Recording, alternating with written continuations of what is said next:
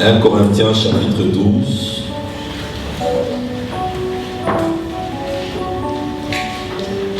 Le verset 1. Pour ce qui concerne les dons spirituels, je ne veux pas, frères, que vous soyez dans l'ignorance. Vous savez que lorsque vous étiez païens, vous vous étiez entraînés vers des idoles muettes, selon que vous étiez conduits. C'est pourquoi je vous déclare que nul, s'il parle par l'Esprit de Dieu, ne dit Jésus est anathème, et que nul ne peut dire Jésus est le Seigneur, si ce n'est par le Saint-Esprit. Il y a diversité de dons, mais le même Esprit, diversité de ministères, mais le même Seigneur, diversité d'opérations, mais le même Dieu, qui opère tout en tous. Or, à chacun, la manifestation de l'Esprit est donnée pour l'utilité commune. En effet, à l'un est donné par l'Esprit une parole de sagesse, à un autre une parole de connaissance, selon le même Esprit, à un autre la foi par le même Esprit, à un autre le don des guérisons par le même Esprit.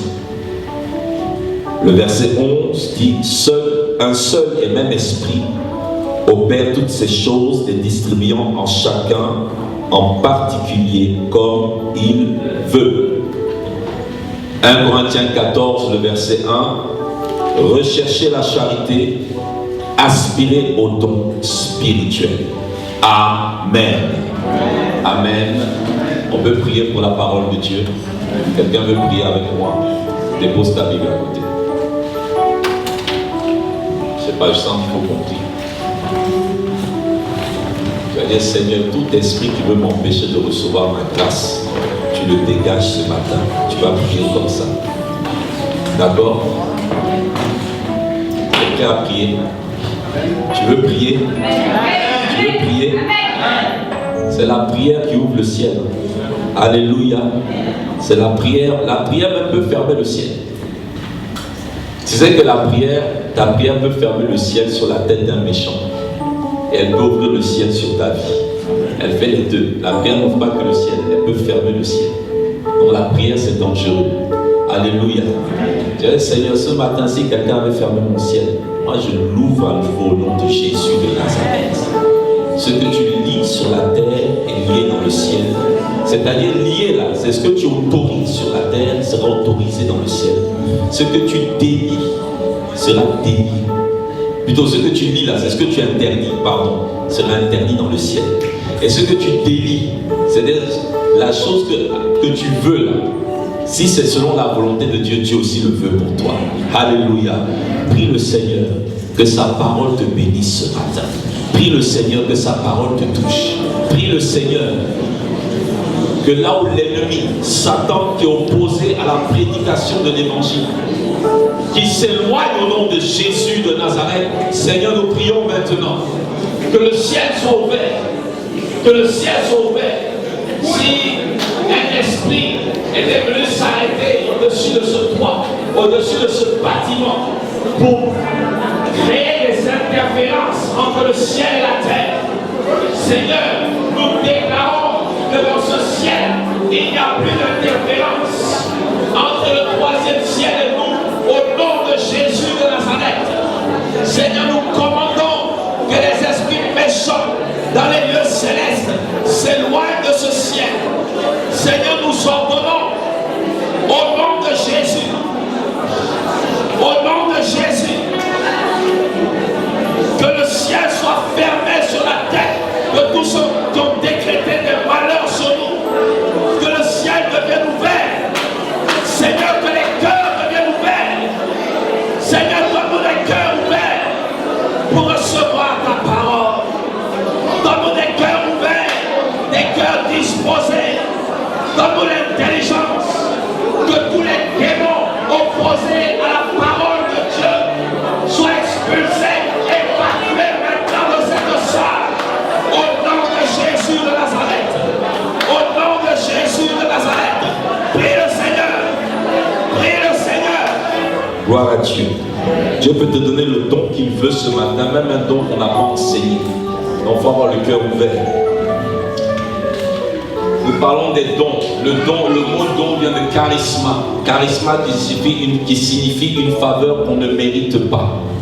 Ça, c'est des choses que je vais répéter à chaque fois. C'est pour cela qu'il faut de l'humilité quand il y a la manifestation du Saint-Esprit à travers ta vie.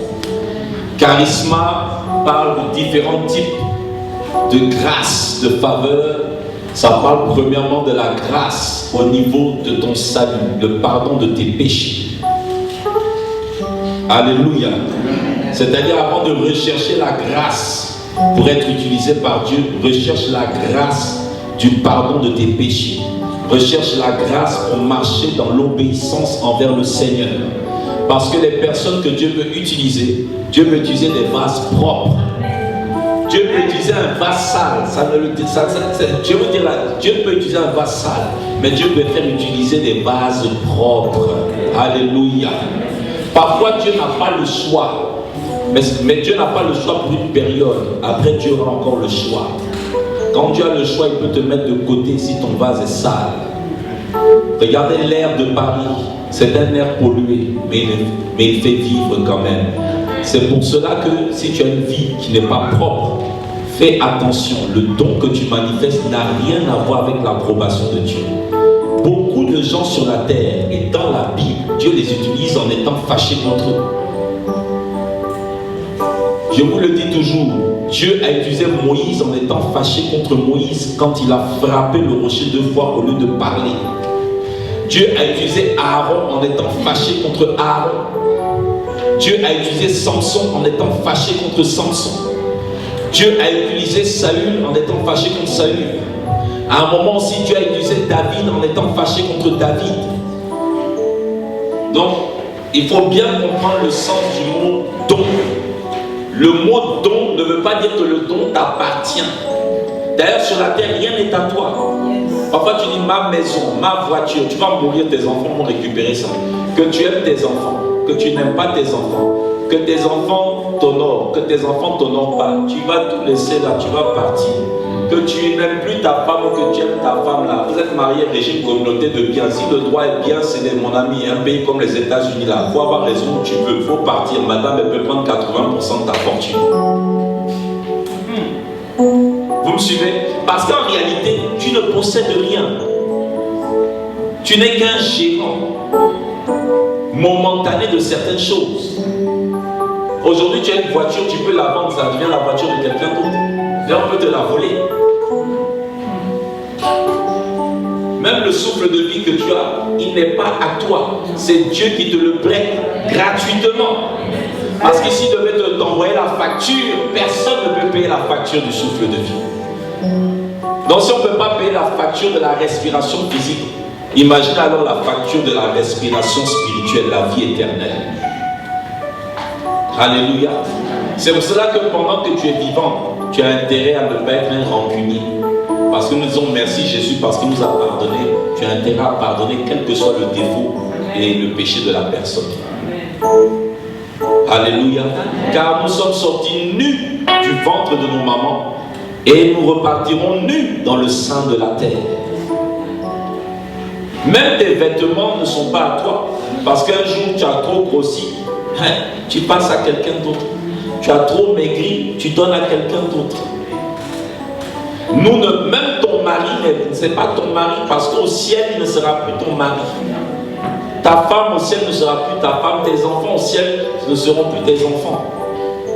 En tout cas, selon les liens biologiques. Nous prions de pouvoir nous retrouver là-bas avec nos familles. Mais ce ne seront plus les mêmes relations comme sur la terre. Donc il faut réaliser que le fait de prophétiser, de guérir les malades, chasser les démons, discerner les esprits, avoir des révélations, ne sont que des grâces. Et d'ailleurs, si ces dons-là t'appartenaient, c'est pour ça que le mot don spirituel, littéralement, c'est manifestation. Donc en fait, ce n'est pas des dons à toi, c'est des manifestations à travers toi. C'est pour cela que quelqu'un ne peut pas activer un don. Bon, on ne peut pas le voir aujourd'hui. On peut provoquer une manifestation du don, mais on ne peut pas l'activer comme tu démarres ta voiture. C'est parce que c'est la preuve que ce n'est pas toi qui le fais, c'est Dieu à travers toi. Alléluia. Alors nous devons être humbles. Et je l'ai dit, je vais le redire à chaque fois, nous sommes dans la catégorie des dons qui provoquent le plus de polémiques. Et ce sont ces dons qui amènent surtout du désordre quand ils sont incompris, mal gérés. Sinon, dans Romains chapitre 12, vous avez une autre liste de dons spirituels, mais qui pour certains ressemblent à des dons naturels. On parle du don de miséricorde, compassion, secourir, gouverner, présider. Il y a des personnes qui naissent naturellement un peu comme ça.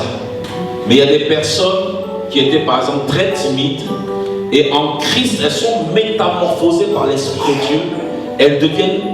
Elles ont un esprit de leader s'installe en eux. C'est-à-dire ce don qui paraît naturel chez cette personne est devenu un don surnaturel en réalité.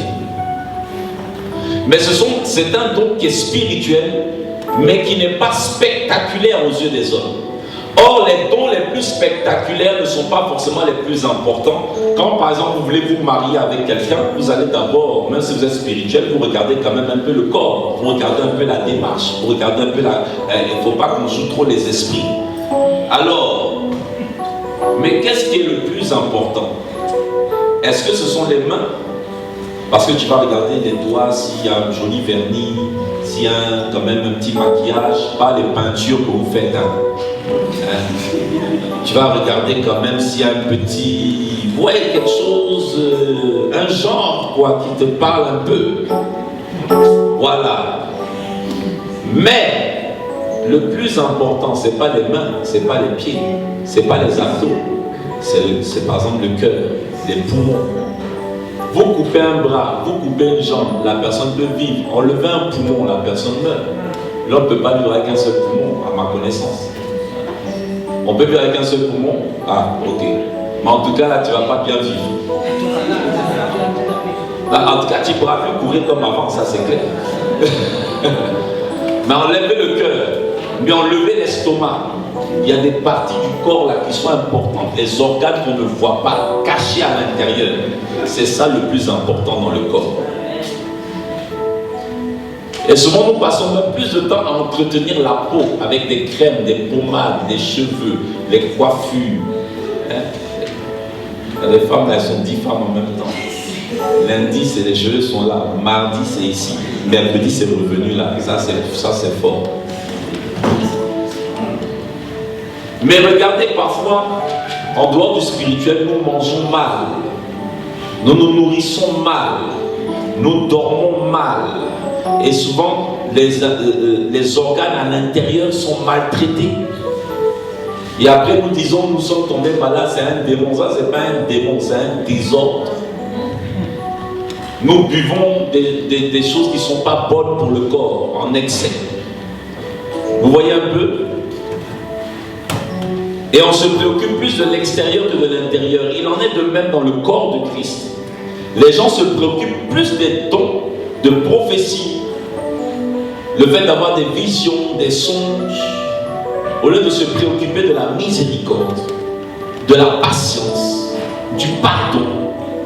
Vous voyez un peu, de la vraie capacité à gouverner, à diriger.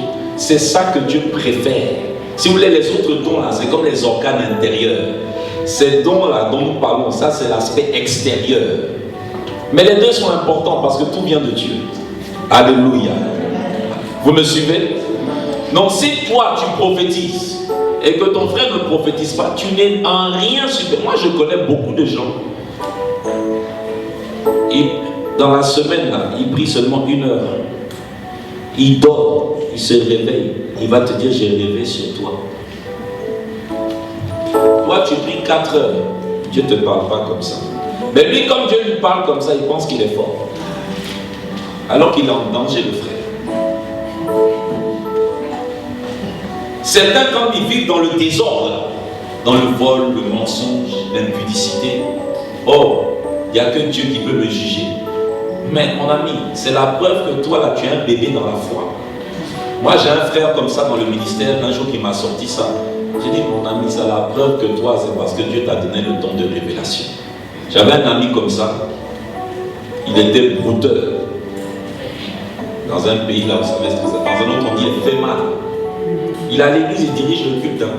Mais il fait ça. Tous les vendredis, samedis, il est en boîte de nuit. Non, on ne savait pas. On ne savait pas. Mais quand le monsieur vient ici, là, pour diriger le culte, c'est le feu. Quand il conduit la louange, c'est le feu. Quand il commence à prier, là, non, le sol tremble. Quand il te regarde comme ça, il dit oui, tu as ça. Mais la Bible, zéro. Zéro. Si on dit prêche, là, au bout de 10 minutes, il est soufflé. Un jour, je lui ai dit, mais de quoi tu parles? Tu dis, Dieu ne peut pas, il n'y a que Dieu qui peut te juger. Je dis, ça, c'est les chansons des rappeurs Tupac là que tu as trop entendu quand tu étais païen. Only God can judge me. Ça, c'est pas dans la Bible. C'est pas parce qu'on dit Dieu, Dieu, Dieu là. Dieu est partout, mais Dieu n'est pas dans tout. C'est pas parce qu'on dit Dieu, Dieu, Dieu, Dieu. Et puis Dieu là, tout le monde peut dire Dieu, mais tout le monde ne dit pas Jésus. Donc il ne faut pas dire non, toutes les religions sont les mêmes. Tant qu'on dit Dieu là, non. C'est la parole de Jésus-Christ qu'il faut écouter. Alors moi j'ai répondu à ce frère, la Bible dit l'homme spirituel juge de tout et se juge lui-même, peut te juger. J'ai dit deuxièmement, la Bible dit, avant d'enlever la paille qui est dans l'œil de ton frère, enlève la poutre qui est chez toi. On n'a pas dit de ne pas enlever la paille, on dit enlève d'abord. Donc si j'enlève chez moi, je peux enlever chez toi. Si je parle sur moi, j'ai le droit de parler sur toi selon Dieu. Arrêtez ces histoires. À cause de toi et à cause de lui, à un moment, on a commencé à nous catégoriser comme un groupe d'impudiques. Et tu sors du groupe. Mais oui, parce qu'à un moment, les gens disent c'est la méchanceté à l'église, il n'y a pas l'amour, il n'y a pas la douceur. La Bible dit l'amour se réjouit de la vérité. C'est pas l'amour charnel, des sensations. Mon ami, si à cause de toi, je risque de paraître comme un impudique, et puis tu es dedans en plus. Non, ça là, on va régler ça à côté, mais d'abord, va t'asseoir. Vous savez, dans la vie, apprenez à vous sanctionner vous-même. Yes! Apprenez à vous sanctionner avant qu'on apprenne la chose. Apprenez à vous sanctionner parce que parfois là, ce qui est bizarre, il y a des gens qui disent non, moi Dieu me parle trop. Donc comme Dieu ne leur parle pas, mais ce qui est bizarre, le jour où Dieu veut te dévoiler là, il va parler de toi grave. Donc quand on va être utilisé par Dieu, même si ça se manifeste et que ça ne s'arrête pas, ce n'est pas forcément un signe d'approbation divine. Les dons spirituels s'épanouissent dans l'humilité. Ils s'épanouissent dans la sainteté. Mais la Bible dit la grâce est trompeuse. La beauté est vaine et la grâce est trompeuse. Ouais. Est-ce que Dieu peut donner la grâce pour nous tromper? Dieu donne la grâce pour nous sauver. Mais quand tu es dans une voie que Dieu n'apprécie pas, la grâce devient un piège pour toi. C'est-à-dire, comme je prophétise, Dieu est avec moi. Comme j'ai l'inspiration pour prêcher encore là. Oh, Steve, Seigneur, non, ça coule toujours. Même sans prier, je reçois les inspirations. Non, Dieu me donne l'inspiration pour vous, pas pour moi. Et même Paul a dit, quand tu prêches, c'est quand Dieu t'utilise, pratique toi-même la chose afin de pouvoir te sauver toi-même. Donc je peux sauver quelqu'un et être perdu. Vous comprenez ce principe? Je peux prophétiser à quelqu'un tout en étant païen et en croyant que je suis encore chrétien. Parce que la grâce me trompe.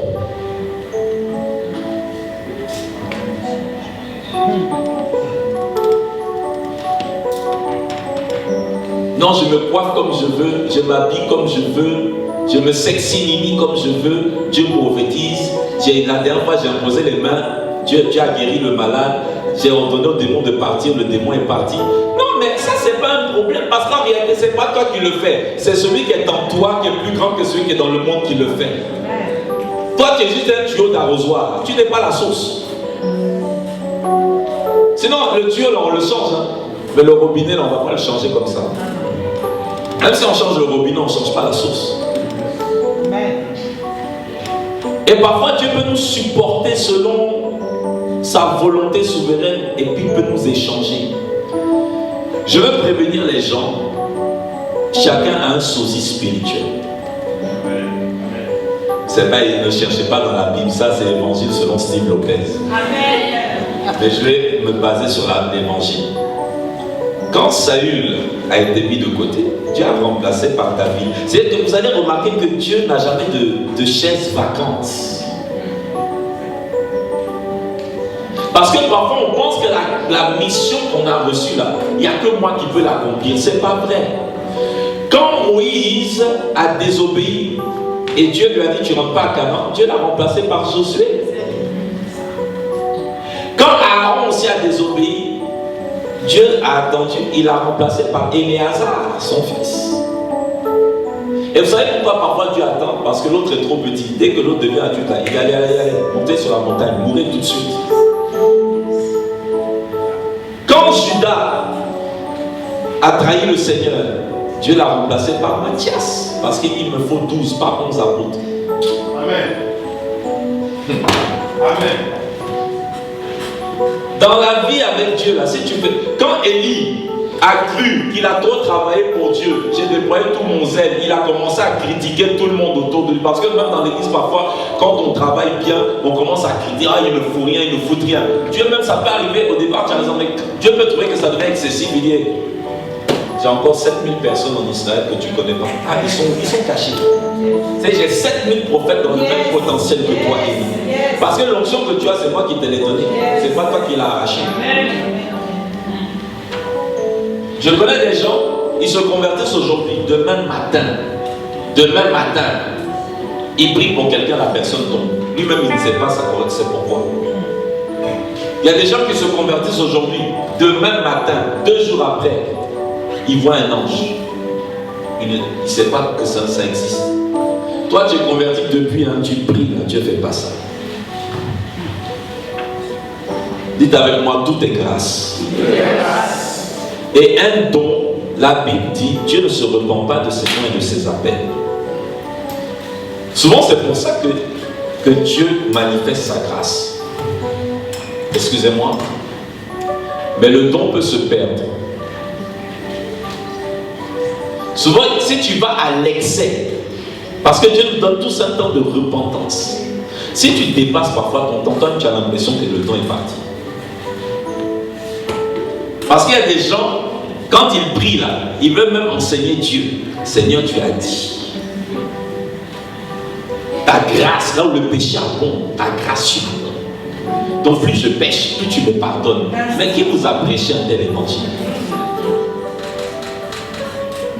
Ça, c'est un verset dans Romains. Il faut lire tout le chapitre. Quand vous continuez la lecture, la Bible dit la grâce de Dieu nous apprend à renoncer au mal. C'est-à-dire là où le péché abonde, quand la grâce de Dieu vient sur toi, là où tout le monde vit dans le mensonge, même si l'escroquerie a augmenté dans le pays, la grâce de Dieu qui va surabonder sur toi va te donner la force de ne pas faire comme les autres. C'est-à-dire, même si tous les pasteurs se mettent à vendre de l'huile, quand la grâce de Dieu surabonde, toi tu serres tes dents, tu dis je ne vends pas l'huile. Même si tout le monde paie ça maintenant. C'est-à-dire, même dans l'église, c'est devenu la mode du concubinage. Il y en a, vous êtes dedans ici. On ne dit rien, mais bon, ça avance un peu. Je vous gère par derrière et il y a de la progression. Mais il fut un temps, je le dis comme ça, mais ça ne fait pas rire. C'est parce que je préfère que tu viennes ici plutôt que d'aller en boîte de nuit, que de te décourager, de t'asseoir à la maison. Et là, tous les démons de culpabilité et puis du monde vont revenir. Sinon, normalement, même là, quand tu rentres dans une église, tu sais que moi et toi, là, c'est pas clair. Je m'assois là-bas, tu t'assois là-bas. Parfois même là, je n'ose même pas me proposer pour servir. Parfois aussi, il y en a qui viennent là. Il y en a aussi, toi tu viens là, mais l'autre il est caché chez toi à la maison. Moi, si c'est moi, je ne me propose pas pour travailler. Même si le pasteur me dit, ah j'ai vu la grâce, même si on m'a prophétisé, on dit je suis un grand serviteur de Dieu, mon ami. Je sais ce que je fais. Pour l'instant, attendez-moi seulement. C'est mieux, parce qu'il ne faut pas provoquer Dieu. Regardez Moïse. Il va avec les... Dieu lui dit, voici les miracles que je mets dans ta main. Donc les dons spirituels sont là. En route là, Dieu veut tuer Moïse. Oh! Mais tu m'as donné les dons là. Et puis tu veux me tuer. Il dit non, parce que tu n'as pas la marque de la sainteté en toi. Je vais vous dire, quand Dieu vous utilise, malgré votre péché, c'est que Dieu peut-être veut vous tuer.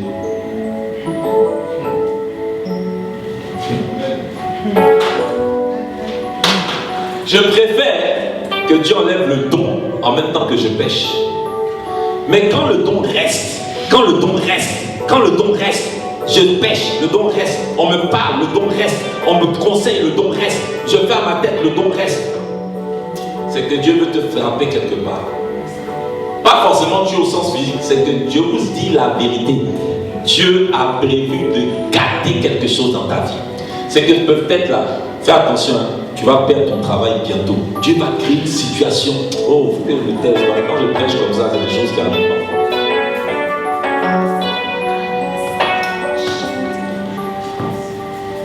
Oui, je vous dis la vérité.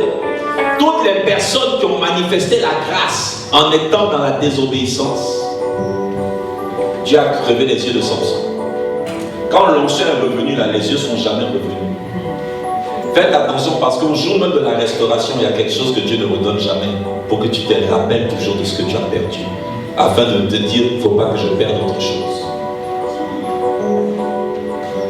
Quand Dieu a continué de mettre Saül sur le trône, c'est parce qu'il devait mourir. C'était mieux qu'il enlève Saül. C'est pour ça que David, quand il a vu ça, il dit, Seigneur, moi tout ce que je demande, ne me retire pas ton esprit. Non, le trône là-bas, tu peux prendre. Parce qu'il a vu son papa Saül, il dit, Dieu là, il va me tuer. Il va me tuer ici, je ne vais pas mourir.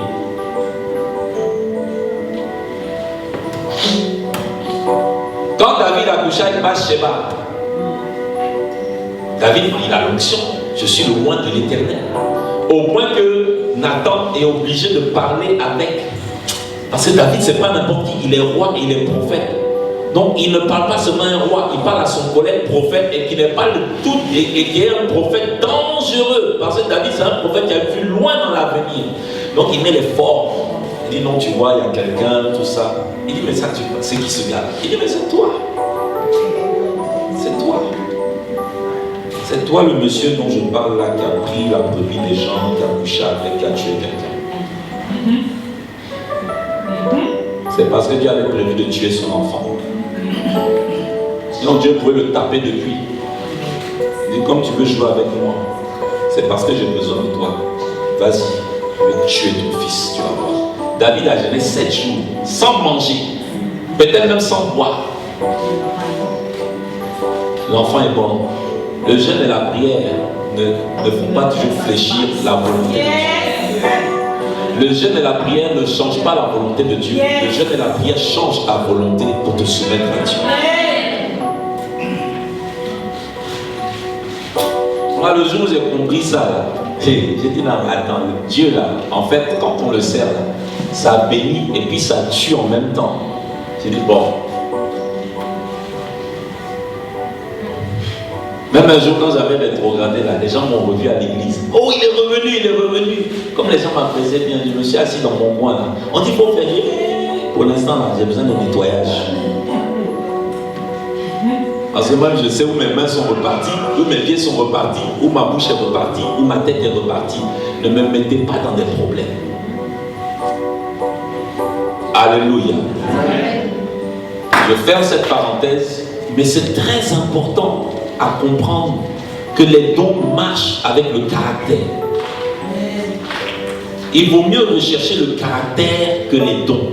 Il vaut mieux rechercher l'amour, la patience, la sainteté, l'humilité que les dons. Parce que Dieu sera plus impressionné par ton caractère que par les dons. Parce que quand tu as une vision, quand tu prophétises, quand tu guéris un malade, tu ne fais pas d'effort. Mais quand tu dois te maîtriser devant le péché, quand tu dois te maîtriser quand on te provoque, quand quelqu'un t'a fait du mal et puis ta bouche a envie de rajouter, même de mentir pour te venger, là Dieu sera impressionné si tu arrives à te maîtriser. Là Dieu sera impressionné. Mais le reste là, ça n'impressionne pas Dieu. Le reste là, ça n'impressionne pas Dieu. Moi je peux prêcher, vous acclamer. Dieu n'acclame pas. Tu n'as rien fait. C'est moi qui ai mis toutes les paroles dans la bouche. C'est écrit, donc ouvre ta bouche et la remplirai. Normalement c'est moi qu'on doit acclamer. Quand on a rejeté Samuel, il y a un moment on s'est dit, mais Samuel, c'est quoi ces pleurnicheries là? Toi aussi tu es devenu une petite fille. Ou un petit, bon pardon, c'est pas misogyne, un petit garçon. Il dit, arrête ça. C'est pas toi qu'ils ont rejeté, c'est moi qu'ils ont rejeté.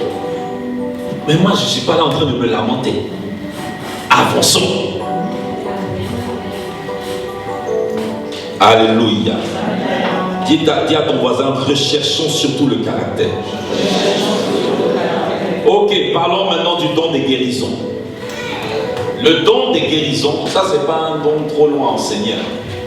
Parce que guérison, là tout le monde comprend ce que c'est. Sagesse encore, discernement. Guérison c'est quoi? Tu es malade, tu es guéri. Tu avais mal, tu as plus mal. C'est ça que le don l'a fait. Amen. Bon, allons quand même dans la Bible. Si je dis ça, c'est à cause de ça. Là, donc c'est ça l'enseignement. Après, il va nous demander notre argent à la fin, faisons l'offrande. Faisons semblant d'enseigner un peu quand même. Sinon ça là, il faut simplement avoir la foi et puis tu reçois. Qui est avec moi, Seigneur, donne-moi la foi. Que je reçoive mon miracle. Ok. Le don des guérisons. Normalement, ce n'est pas le don de guérison, mais c'est le don, c'est plutôt littéralement, c'est les dons des guérisons, tout au pluriel. Les deux mots sont au pluriel en grec. En fait, vous devez comprendre qu'il y a plusieurs types de dons de guérison. Pourquoi? On va même sur le terrain de l'expérience. Moi, je l'ai constaté dans ma vie, dans la vie d'autres hommes de Dieu. Mais le don, il est appelé à grandir. Il y a des gens que Dieu, c'est bizarre, on dirait qu'ils ont un don de guérison dans le domaine des rhumatismes, des douleurs corporelles. Il y en a, on dirait qu'ils ont un don de guérison dans le domaine de l'infertilité, la stérilité. Eux, ça marche plus quand ils prient pour les personnes stériles. C'est pour ça qu'on doit encore discerner. Dites avec moi, je vous assure, cette affaire, il faut dites avec moi discernement. Il y a des personnes, on dirait que c'est plus les maladies de sang, cancer, diabète, des choses comme ça. Là. Leur don est plus efficace dans ce domaine-là. C'est pour ça que nous devons prier, nous tous, pour dire Seigneur, donne-moi plus de connaissances sur la grâce qui est dans ma vie. Gloire à Dieu. Ce don-là, qu'est-ce qui n'est pas? Ce n'est pas la réalisation de la médecine. Parce que tu peux prier, Dieu te bénit, et puis il te donne l'argent, vous voyez un peu, pour aller te faire soigner. Parce que Dieu n'est pas contre les médecins. C'est Dieu qui a donné l'intelligence aux médecins. Et parfois on se dit, ah oui, le don des guérisons, Dieu a mis sa main sur les médecins. Non, le don des guérisons, c'est purement surnaturel. Ce n'est pas aussi la puissance de la pensée sur le corps, ce qu'on certains appellent la pensée positive. Parce que, faites attention, nous ne lisons, certains ne lisent que la Bible, d'autres aussi aiment la culture générale. Faites attention à ce que vous lisez. Il faut savoir que Satan a des principes qui ressemblent à la Bible, mais sans Jésus. Parce que la foi, elle est censée être positive. Et la foi nous enseigne effectivement à avoir de bonnes pensées. Parce que tel homme pense, tel il est. C'est ce que la Bible dit. Telle parole, telle foi. C'est ce que la Bible dit. Parce que j'ai cru par l'esprit de foi, alors j'ai parlé. Mais la pensée positive ou la parole positive, ça c'est démoniaque. C'est-à-dire, tu deviens toi-même ton propre Dieu. C'est-à-dire, tout ce qui t'intéresse, c'est d'appeler la voiture. C'est-à-dire, vous rentrez dans des philosophies démoniaques. Si tu penses fort à quelque chose, l'écho de ta pensée va résonner dans l'univers et l'univers va te le rendre. Je vous assure, ça peut marcher. Mais il ne faut pas faire ça. C'est de Satan.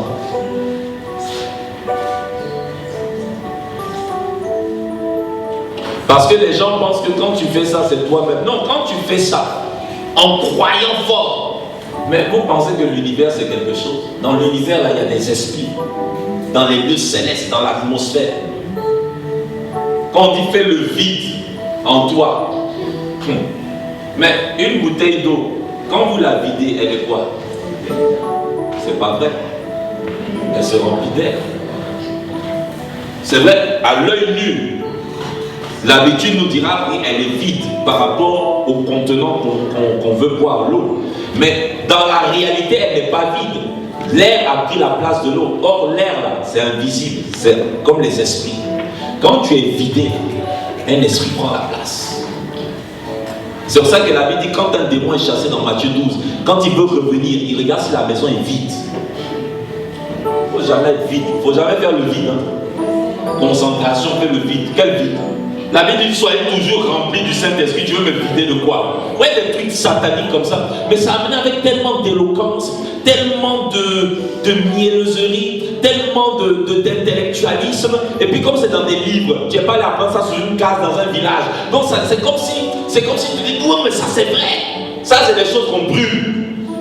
Il y a tout dans la Bible. Toutes ces lois-là sont déjà dans la Bible. Ce n'est pas un païen qui va m'enseigner le royaume de Dieu. Je veux dire, il y a même un principe dans l'évangile qui veut que même quand un démon te dit la vérité, tu n'écoutes pas. Les démons disaient tu es vraiment le fils de Dieu. C'était vrai ou c'était faux? Jésus dit tais-toi. Pourquoi? Tu es un démon. Tu es un démon. C'est-à-dire Dieu ne veut pas la louange de quelqu'un qui vit dans le péché.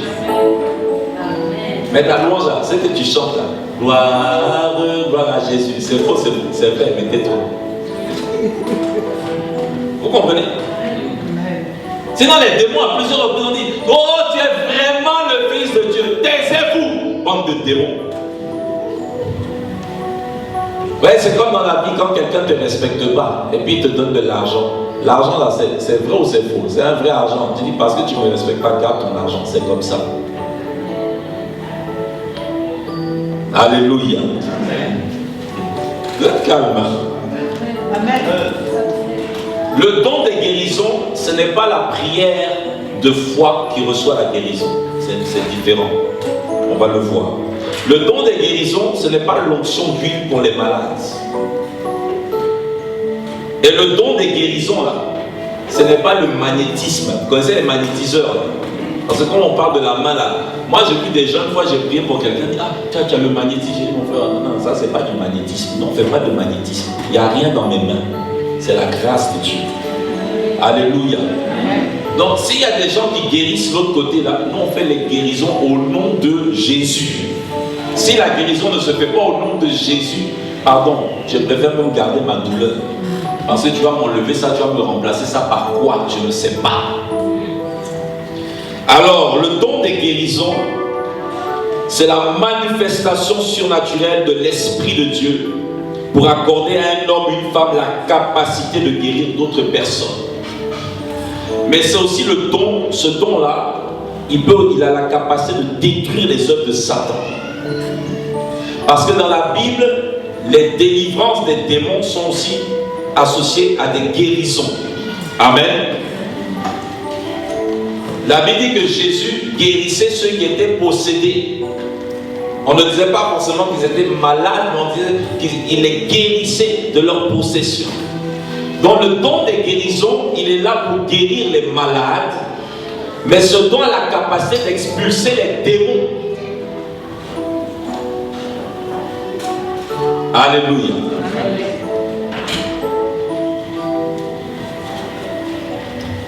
Dieu donne ce don pour restaurer la santé dans l'église. Parce qu'on dit pour l'utilité commune. Nous sommes sur terre, Dieu sait que certains parmi nous peuvent tomber malades. Mais par la prière de ton frère ou de ta soeur, pas forcément le prophète ou le pasteur, tu peux recevoir une guérison. Il y a une soeur qui m'a appelé, je crois que c'était l'année dernière dans une église. Une soeur, j'étais son pasteur une année. Elle dit, pasteur, je suis allé voir une soeur. On a prié. Et puis à un moment comme ça, l'Esprit de Dieu lui dit, mets tes mains là-bas et proclame le sang. Proclame le sang. La dame elle est partie, elle était guérie. Et puis une maladie grave apparemment.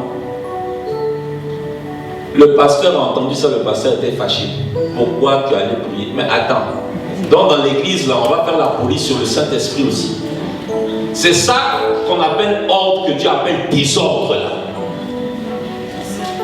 Quand je vous parle d'humilité, de sainteté, je ne vous parle pas de ne pas manifester. Manifester, dis à ton voisin, manifeste les dons. Mais pendant que tu manifestes les dons, pardon, arrange ta vie. Parce que si tu as quelque chose de ça dans toi, le problème, si la personne qui est là est vide, c'est-à-dire quelqu'un qui n'a pas de communion avec le Saint-Esprit, pendant que tu vas communiquer la guérison, tu peux communiquer l'impudicité. Est-ce que vous savez ça? Souvent ça ne te prend pas parce que toi-même tu es adorateur de Jésus. Donc Toi, tu as le filtre. Vous voyez quand vous pressez une orange, il y a un filtre là qui fait que les pépins ne tombent pas dans le jus. Souvent, c'est pareil. Quand quelqu'un a un don, mais qui vit dans le péché, dans l'escroquerie, l'adultère, tout ça, qui t'impose la main, ce qui peut arriver, parce que toi tu ne sais pas, mais comme tu as une bonne relation avec le Saint-Esprit, la grâce qui est en lui te touche. Mais comme le Saint-Esprit aussi est chez toi, c'est le même Saint-Esprit que vous avez, mais seulement vous n'avez pas les mêmes dons. Le Saint-Esprit qui est là, il va faire filtrage. Adultère dehors, vol dehors, calomnie dehors, mais guérison ça rentre. Mais si tu es quelqu'un qui ne prie pas, tu pries une fois de temps en temps. Si je t'impose la main avec la guérison, ou je ne sais pas quelle grâce Dieu veut te donner, mais en même temps j'ai le péché, pendant que je guéris par exemple ton cancer, je peux te communiquer l'impudicité, je peux te communiquer, si mon péché c'est trop la calomnie, si c'est le mensonge, je te communique ça, je vous assure. C'est pour ça que c'est à un moment, c'est dommage, à un moment tu es obligé de, si tu es mature, tu comprends le danger, tu es obligé de freiner le don qui est en toi. Parce que pendant que tu donnes le bien, tu donnes le mal aux gens. Est-ce que vous savez qu'il y a des gens qui ont dit, je ne sais pas comment j'ai fait pour devenir impudique. Pendant 10 ans, j'étais fidèle à ma femme. Je suis arrivé dans une église avec 2 ou 3 amis à moi, un témoignage vrai. Nous tous, au bout d'un mois, on a tous trompé nos femmes. Vous pensez que c'est quoi qui fait ça? Il y avait un démon d'impudicité dans l'église là-bas. Ils ont pris ça au niveau des responsables et du staff. Parce qu'après, ils ont découvert que dans le staff de l'église, parmi ceux qui chantent, parmi ceux qui font, comment on appelle ça, commando, service d'ordre, certains qui étaient dedans. Et eux pensent aider, et puis ils ont transféré en même temps le mal. Et comme eux aussi, là, c'est des, vous voyez les maris qui ont que c'est des femmes qui prient, mais eux qui ne prient pas. Là. Eux, ils accompagnent leurs femmes à l'église. Et ils conduisent la voiture. Et puis ils sont contents. Ils sont ici, ils font roco, tout ça là. Mais à la maison, ils ne prient pas, c'est madame qui est le bouclier. Mais ça les a pris. Ils ont trompé leur femme correctement. C'est pour ça que moi, il y a eu une période au début de ma vie chrétienne, j'étais un pied ici, un pied là-bas. Mais quand je venais à l'église, je ressemblais à un ange. On dit, mets ta main là-bas, je ne mets pas ma main. On dit, va, on dit, non, moi je suis ici. Parce que je sais que le gars est déjà, son cas est déjà grave. La langue sort comme ça. Moi-même, il y a un serpent en moi. Il y a Saint-Esprit ici, il y a le serpent. On n'est pas rajouter un deuxième serpent parce que c'est déjà tué. Mais ça, c'est des choses que vous ne voyez pas à l'œil nu. Mais ça se passe en esprit. Non, le don a une responsabilité. Yes. Parce que pendant que tu vas aller communiquer la grâce qui est en toi, c'est parce que tu es là en train de sauter à gauche, à droite, pour mettre les mains. Hé, mon ami. C'est pour ça que même vous ne le voyez pas ici. Quand je ne connais pas quelqu'un, je dis bonjour madame.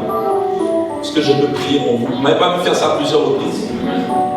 Parce qu'il y en a qui se promènent partout. Bonjour ma fille, bonjour mon fils. Tu ne sais pas qui sont les gens, tout le monde est ton fils et ta fille.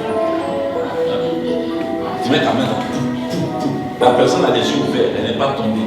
Demande la permission avec son accord et sa foi. Même Jésus là, ne priait pas pour les gens comme ça. Il dit, est-ce que tu veux être guéri? Qui ne veut pas être guéri? Mais Jésus dit, est-ce que tu veux? Parce que parfois là, la question est profonde. Parce que ta manière de vivre là, que Jésus sait, mais qu'il ne veut pas dire devant tout le monde, c'est que toi, tu ne veux pas la guérison. Alléluia. Ça le cas. C'est bon aussi dans ce cas. Le don, les dons de guérison. Écoutez, le don de guérison il est très facile. C'est un don qui se manifeste de différentes manières. Tu ne luttes pas. Mais ce don-là, il s'appuie quand même sur ta foi. Il faut croire. Quand tu sais que tu as le don, quand tu crois que tu as reçu le don, il faut le tester. Alléluia. Il faut le tester. Tout ce que tu as fait, c'est de commander à la maladie de partir. Maintenant, le don, tu ne peux pas le tester sur toi. Tu as mal à la dent. Au nom de Jésus. Moi, j'ai le don de guérison. Feu sur toi. Ça ne marche pas comme ça. Quand toi-même tu es malade, tu pries par la foi. Mais quand tu as le don, c'est pour l'utiliser pour les autres. Alléluia. Alors, laissez-moi vous parler un peu des méthodes de guérison de Dieu. Parce que comme il est écrit que c'est le Saint-Esprit qui donne à chacun comme il veut, de la même manière qu'on a parlé du discernement, au cas où tu n'as pas le discernement des esprits, tu dois être quand même capable de discerner les choses, n'est-ce pas? Alors il faut aussi que tu sois capable, tu peux guérir sans forcément avoir le don de guérison. Et pendant que tu vas marcher dans ce processus, Dieu aussi peut te communiquer le don à un moment. Parce qu'il y a ce qu'on appelle ministère de guérison. Je vous ai dit que tout ce qu'on enseigne sur le prophétique est valable pour tout. C'est parce que les gens sont bloqués sur le mot prophétique. Église prophétique, veillée prophétique, repas prophétique, dîner d'affaires. Moi je ne sais pas qu'est-ce que le repas prophétique encore là. Le poulet c'est le poulet. Il n'y a pas le poulet des païens, le poulet des chrétiens. Hein? Parce que le mot prophétique on l'emploie à tort et n'importe comment. Sinon, les mêmes dimensions qui sont dans le volet prophétique sont dans tous les dons. Alléluia. Il y a ce qu'on appelle le ministère de guérison. Est-ce que vous savez que vous pouvez pratiquer le ministère de guérison? Le ministère veut dire service. C'est-à-dire se mettre au service des gens pour leur guérison sans forcément avoir le don dans un premier temps. Qui veut connaître les méthodes? Mais je ne vous sens pas. Comme actuellement, donc comme on ne parle pas d'argent, on ne parle pas de ton étoile va briller, hein, c'est ça. Alors que les dons là, quand vous les mettez au service de Dieu, dans l'ordre, les mettre au service, mais dans l'ordre, je vous assure, Dieu vous bénit. Dieu vous permettra qu'on se rappelle de vous. Dans la vie, là, ne voyez pas tout dans le présent, investissez aussi pour l'avenir. Et puis si tu guéris des gens, que les gens ne se rappellent pas de toi aujourd'hui, là, c'est parce que Dieu veut te cacher. Au fur et à mesure, là, le don va s'aiguiser. Un jour, Dieu peut te révéler. Première méthode de guérison. Avant que je dise ça, est-ce que Dieu veut la guérison ici? À votre avis? Est-ce que Dieu veut? Dieu veut la guérison, dites Amen. Maintenant, ce matin, je vais te dire une chose. C'est vrai, le don de guérison, c'est pour les maladies du corps. Ça peut expulser les démons. Mais même si tu n'as pas ça, Dieu peut guérir ton foyer. Dieu peut guérir le travail. Parce que Yahweh Rapha, il envoie la guérison aussi dans tous les domaines. Alléluia. C'est l'Éternel notre guérison. Donc ce matin, si tu as la foi, même si tu n'es pas malade sur un plan physique, et puis ce matin, peut-être c'est pas toi, peut-être tu as un parent qui est malade, tu peux connecter ta foi à ma foi et au Seigneur, et Dieu peut visiter ton parent. Parce que dans la Bible, il y a des gens qui sont allés voir Jésus, le malade n'était pas avec eux, mais à distance, par la foi, le Seigneur a touché l'enfant des personnes. Il y a un serviteur, il y a un soldat romain qui a envoyé des serviteurs. Lui-même ne s'est pas déplacé, il a envoyé des serviteurs. Ils ont dit, Jésus, tu es trop grand, tu n'as pas besoin de te déplacer. Donne un ordre. La Bible dit, au même instant, dans la maison, le serviteur de ce soldat a été guéri. Il y a une femme qui est venue, elle avait sa fille possédée par un démon, une femme syrophénicienne. Et elle dit, Jésus, ma fille est tourmentée par le démon. Jésus dit, je ne suis pas venu pour vous, mais pour les brebis de la maison d'Israël. Et elle dit, on ne donne pas la bonne nourriture aux petits chiens. Elle répond, mais les petits chiens mangent les miettes qui tombent de la table de leur maître. Et elle dit, femme, ta foi est très grande. Parce que par cette parole, parce que c'est un proverbe, pas une insulte, elle démontre à Jésus, je reconnais que tu es vraiment puissant et qu'une miette de toi est suffisante. Alors au même instant, l'enfant n'était pas là, mais l'enfant à distance a été délivré. Donc il est possible que si tu as un enfant malade, tu as un parent malade, ce matin, l'Esprit du Seigneur Jésus va aller toucher cette personne. Alléluia. Alléluia. Et la volonté de Dieu pour nous est d'être guéris. Je vous dis la vérité. La volonté de Dieu est notre guérison. La Bible dit dans Matthieu chapitre 8, un jour il y a un homme qui est venu, un lépreux. Il dit, Seigneur, si tu le veux, guéris-moi, purifie-moi. Jésus le regarde, il étend sa main, il dit, mais je le veux. C'est ce que moi je veux. Quelqu'un dit, c'est ce que Jésus veut. C'est ce que Jésus veut. C'est Cette réponse-là, elle est pour nous. Cette question-là, c'est la même question. Est-ce que Dieu veut me voir marier? Est-ce que Dieu veut me voir travailler? Est-ce que Dieu veut me voir enfanter? Est-ce que Dieu veut me voir réussir? Est-ce que Dieu veut me voir prospérer? Est-ce que Dieu veut que je laisse un héritage à mes enfants? Est-ce que Dieu veut que je réussisse dans mon ministère? Est-ce que Dieu veut que je sois élevé? Mais mon ami, Dieu le veut parce que c'est écrit dans sa parole. Alors quel que soit le temps de la maladie, quel que soit le temps de la misère, quel que soit le temps du blocage, il le veut.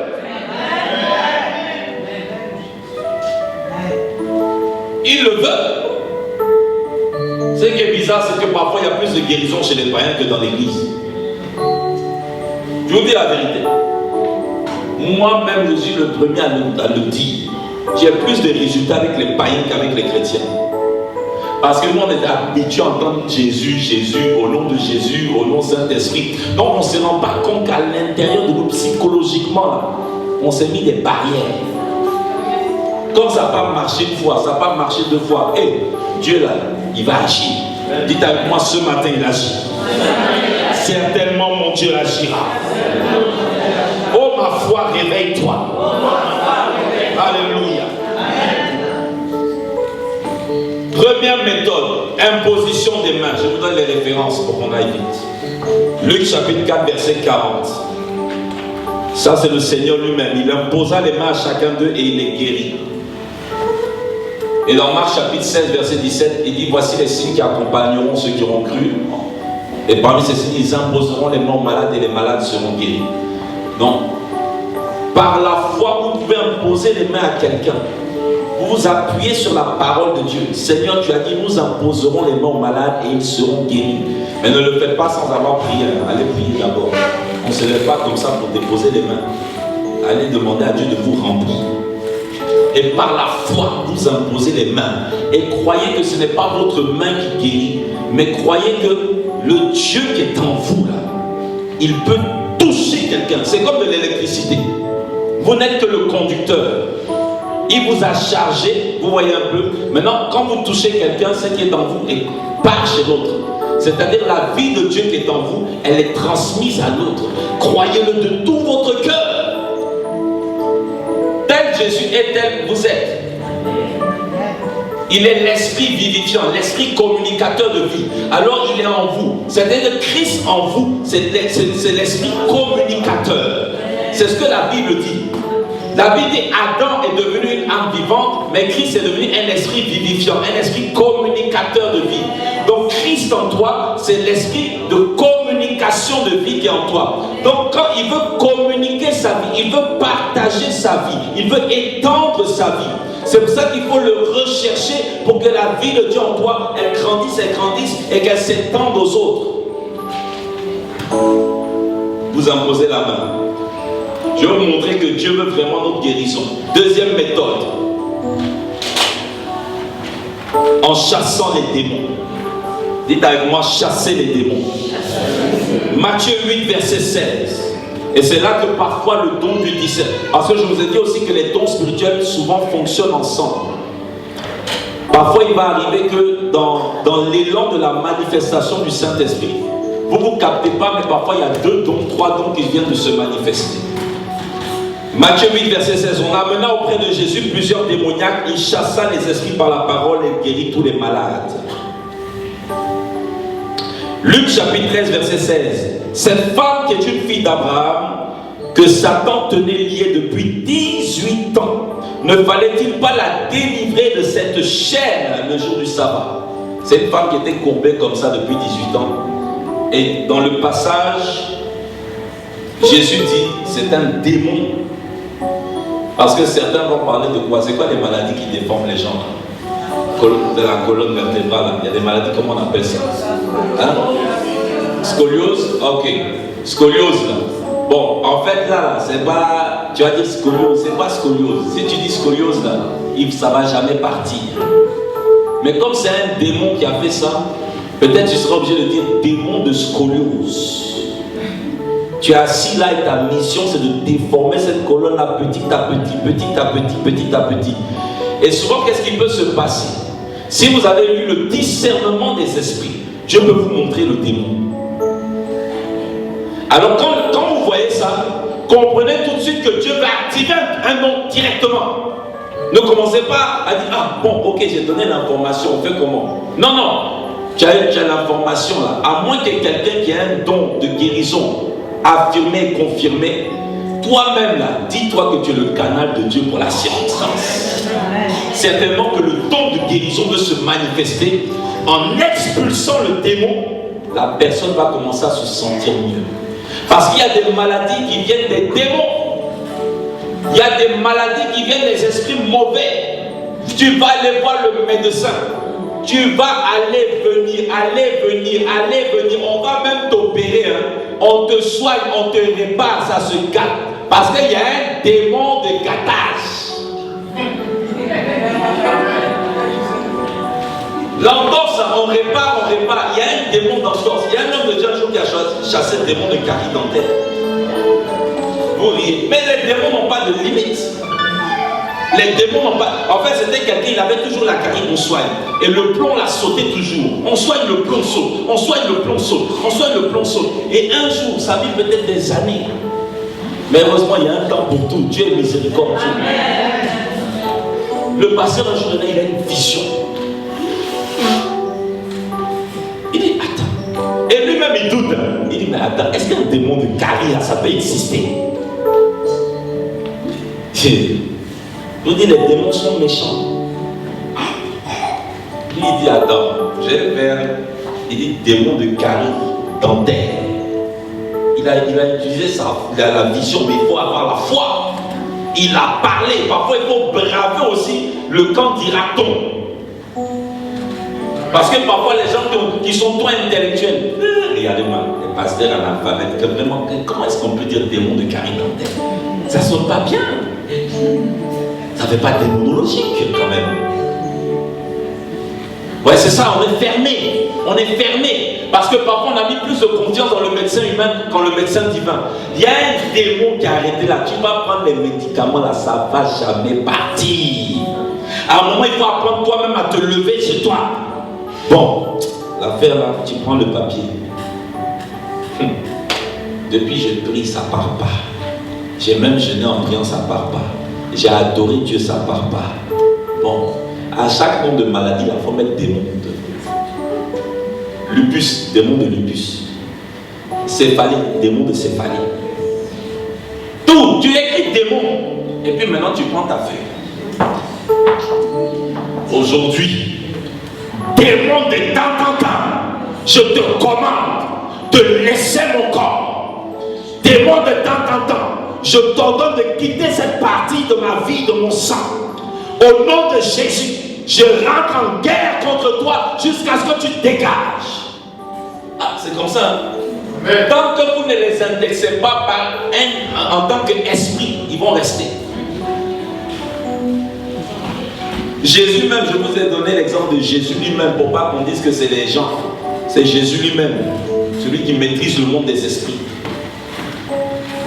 Matthieu 17, verset 14. Là-bas, il y a un gars qui est malade d'épilepsie. On dit lunatique. À l'époque, c'est comme ça qu'on appelait ça, mais c'est l'épilepsie. Pour votre information, la plupart des épileptiques sont possédés. La plupart des épileptiques, là, à majorité, ils sont possédés. Jésus parla sévèrement au démon lunatique dans notre version d'épilepsie. Et le démon est parti. Donc, vous voyez, c'est un démon d'épilepsie. Il faut le traiter comme un démon, pas comme une maladie. C'est-à-dire là, la méthode change. Vous ne pouvez pas imposer la main et dire et demander à Dieu de guérir. Là, il faut commander à la maladie, mais en parlant à l'esprit qui est derrière.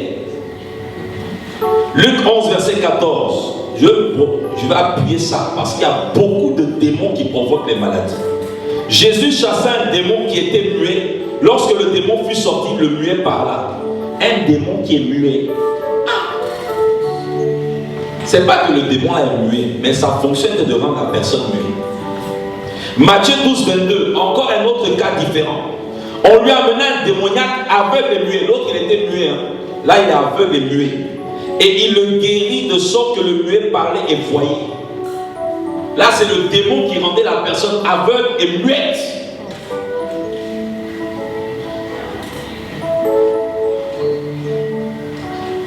comprenez que il y a cancer et esprit de cancer. Il y a diabète et démon de diabète. Il y a quoi? Il y a stérilité et démon de stérilité. Il y a tout ça. Il y a asthme et démon d'asthme. C'est quelle maladie on prie depuis sa papa? Non, on va te considérer comme un démon. C'est quoi? On a le Saint-Esprit en nous. Tu es un démon. Il y a fibrome, mais il y a démon de fibrome. C'est quel fibrome qu'on a enlevé 2 fois, 3 fois, 4 fois, il revient toujours? Non, c'est bon. Démon. Démon. Démon. On va se battre à minuit. On va se battre à midi. On va se battre à 20h. Là seulement, on va faire les prières de porte spirituelle. Alléluia. Troisièmement, il y a des maladies pour aider les personnes. Ça, c'est des démons qui sont là, mais par des malédictions. Il y a des maladies. Si tu chasses le démon comme ça, ça ne suffit pas. Il faut briser la malédiction. Peut-être briser la malédiction. C'est-à-dire ces maladies-là, vous les reconnaissez parce que très souvent elles sont héréditaires. Il y a des familles, le cancer se communique. Vous ne connaissez pas des familles comme ça? Il y a des familles, il y a le cancer partout. Ne réfléchissez pas, il y a la malédiction du cancer.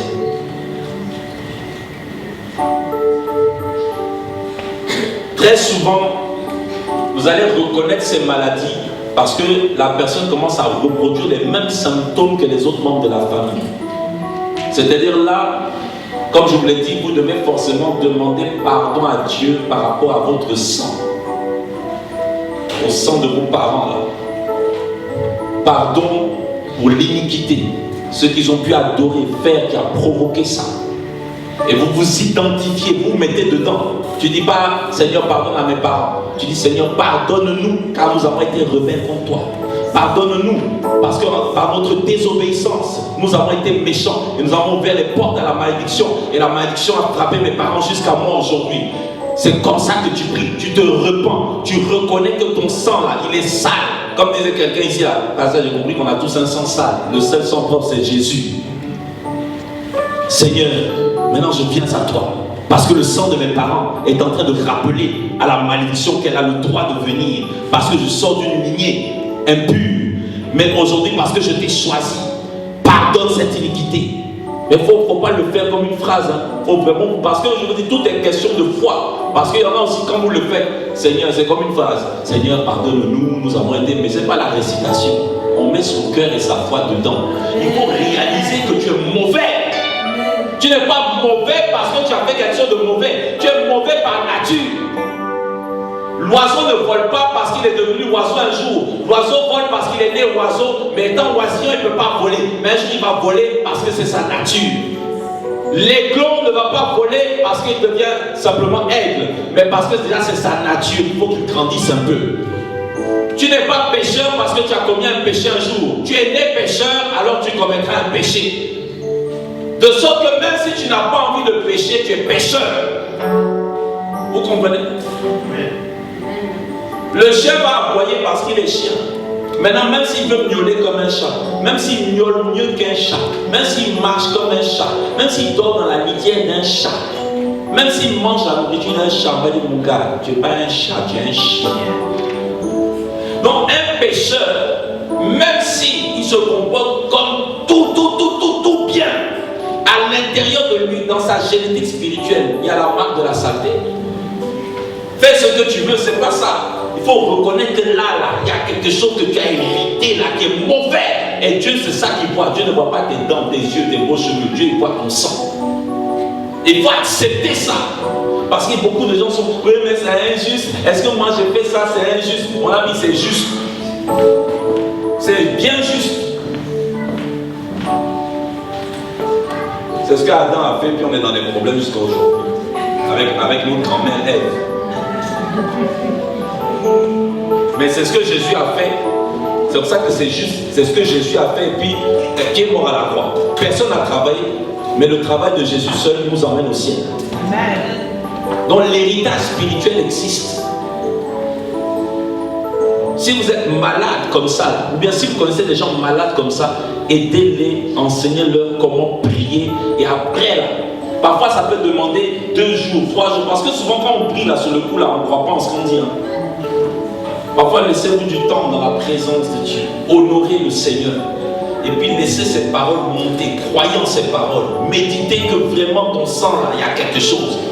Mais comprends que tu es coupable à cause du sang de tes parents. Ce n'est pas tes parents qui sont coupables. Nous sommes coupables ensemble. Parce que si tu pries en pensant que ça c'est des gens mauvais là, ils nous transmettent ça et que toi tu es bon, il faut comprendre que toi tu es mauvais. Parce que c'est la grâce de Dieu qui nous a mis à un côté, sinon on est mauvais. Alléluia. Et quand tu sens que là, je ne sais pas comment vous expliquer ça. Là, c'est pour ça que l'enseignement, on ne peut jamais vivre. Alors, il y a toujours une partie d'un enseignement qui se vit. Après l'explication, il faut vivre la chose. Quand tu es dans la présence de Dieu, tu as pris 1 jour, 2 jours, 3 jours pour te repentir sincèrement et sérieusement de cette affaire de sang là. Tu dis, malédiction, je te parle maintenant par Jésus-Christ qui a pris toutes les malédictions à la croix. Alléluia. Parce que la prière, vous devez comprendre qu'il y a des étapes. Par vie, lieu saint, lieu très saint. C'est là que après vous allez dire, Christ m'a racheté de la malédiction. Dites à moi, Christ m'a racheté de la malédiction. C'est là maintenant que vous engagez le sang. Après la repentance, vous engagez le sang de Jésus contre votre sang. C'est là que même tu dois parler à ton sang. Tu dis, hé, toi là tu ne parles plus. Tu te tais. Cette maladie là, elle doit disparaître. Malédiction de cancer, malédiction d'asthmatique, tout ça, maintenant, c'est fini.